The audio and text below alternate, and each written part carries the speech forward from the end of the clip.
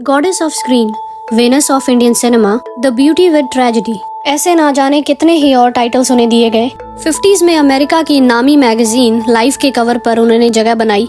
Hollywood director Frank Kapra उन्हें launch करना चाहते थे, लेकिन उनके फादर अतुल्ला खान की वजह से ये नहीं हो पाया। दिलीप कुमार से लेकर देवानंद, एक से बढ़कर एक बॉलीवुड एक्टर और डायरेक्टर के साथ उन्होंने काम किया और सक्सेसफुल होने के बाद सिंगर किशोर कुमार से शादी करके उन्होंने सबको चौंका दिया। हम बात कर रहे हैं 14 फरवरी 1933 एक पश्तो मुस्लिम परिवार में जन्मी बेगम मुमताज जहां दहलवी, जिन्हें हम मधुबाला के नाम से जानते हैं। आखिर उनकी अनटाइमली डेथ का कारण क्या था और क्या बॉलीवुड की वीनस कही जाने वाली इस एक्ट्रेस को बचाया जा सकता था? सवाल का जवाब इस वीडियो में हम जानेंगे, लेकिन इससे पहले नजर डालते हैं बेगम मुमताज से मधुबाला बनने के सफर पर। अपने फादर अताउल्ला खान की स्ट्रिक्टनेस की वजह से भले ही वो कभी स्कूल ना जा पाई हो, लेकिन उन्होंने इसे कभी अपनी कमजोरी नहीं बनने दिया और घर पर रहकर ही 3 लैंग्वेजेस सीखी। पश्तो, हिंदी और उर्दू ने बहुत ही अच्छे तरीके से आती थी। बचपन में अपनी माँ आयशा बेगम को एंटरटेन करने के लिए वो उनके सामने डांस करती और फिल्म्स की मिमिक्री करती और ऐसे उनका एक्टिंग में इंटरेस्ट बढ़ता गया। लेकिन उनके फादर अताउल्ला खान इस सब के अगेंस्ट थे।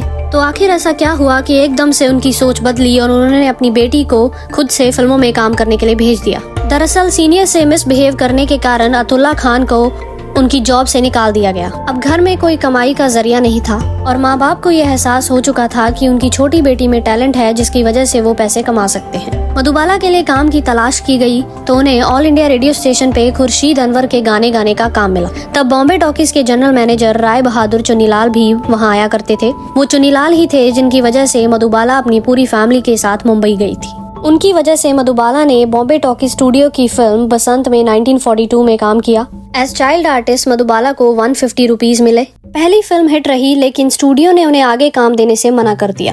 उनका कहना था कि उन्हें चाइल्ड आर्टिस्ट की जरूरत नहीं है और दूसरी तरफ अतुल्ला खान को मुंबई में काम नहीं मिल रहा था। लेकिन फाइनेंशियल क्राइसिस से जूझ रहे इस परिवार के लिए उम्मीद की किरण बनकर आई बॉम्बे टॉकीज की हेड और एक्ट्रेस देविका रानी। वो 1944 में मधुबाला को फिल्म जवार भाटा के लिए साइन करना चाहती थी, लेकिन मधुबाला की किस्मत थी कि उन्हें इस फिल्म में भी काम नहीं मिला।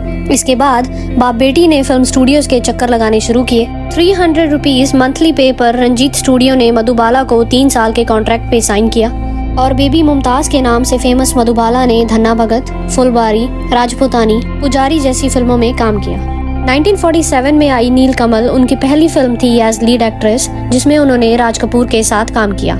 इसके बाद आई फिल्में दिल की रानी और अमर प्रेम फ्लॉप हो गई और घर का खर्च उठाने और बिल्स भरने के लिए मधुबाला को कम फीस में फिल्मों में काम करना पड़ा और इसके बाद उनके स्टारडम की शुरुआत हुई फिल्म लाल दुपट्टा से। इंडियन सिनेमा की पहली हॉरर फिल्म महल में भी मधुबाला ने ही काम किया था और उन दिनों में पहली हॉरर फिल्म होने की वजह से फिल्म बहुत ही ज्यादा पॉपुलर रही। महल में इंटेंस रोल तो हंसते आंसू में एक खिलखिलाता हुआ चेहरा, ये कुछ यादगार रोल थे जो मधुबाला ने निभाए। हार्डवर्क और कहीं ना कहीं खूबसूरती के चलते मधुबाला बॉलीवुड में वो मुकाम हासिल कर चुकी थी कि उन्होंने बांद्रा में अरेबियन विला नाम से एक बंगला किराए पर ले लिया।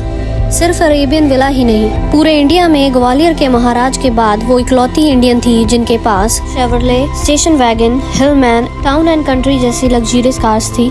सब सही चल रहा था और फैमिली की फाइनेंशियल कंडीशन भी ट्रैक पे थी।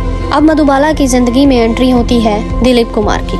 1951 में तराना फिल्म की शूटिंग के वक्त उनकी मुलाकात हुई दिलीप कुमार से। शूटिंग के वक्त प्यार हुआ और फिल्म मुगले आजम के ये सलीम और अनारकली आने वाले 7 सालों तक साथ रहे और यहाँ तक की एंगेजमेंट भी हो गई थी। एक्चुअली 1956 में मधुबाला और दिलीप कुमार ने BR चोपड़ा की फिल्म नया दौर साइन की थी।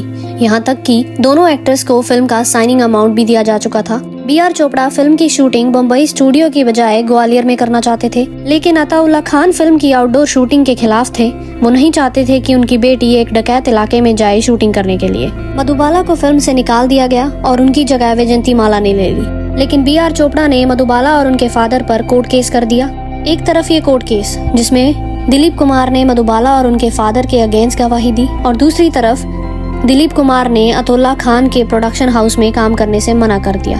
यही वो रीजंस थे जिसकी वजह से मधुबाला और दिलीप कुमार की एंगेजमेंट टूट गई और ये दोनों अलग हो गए। इसके बाद 1958 में आई एक और हिट फिल्म चलती का नाम गाड़ी, जिसमें उन्होंने अपने लंबे समय से दोस्त रहे किशोर कुमार के साथ काम किया और 2 साल डेट करने के बाद 1960 में दोनों ने शादी कर ली। लेकिन मधुबाला की ये शादी हैप्पीली एवर आफ्टर कभी भी नहीं रही।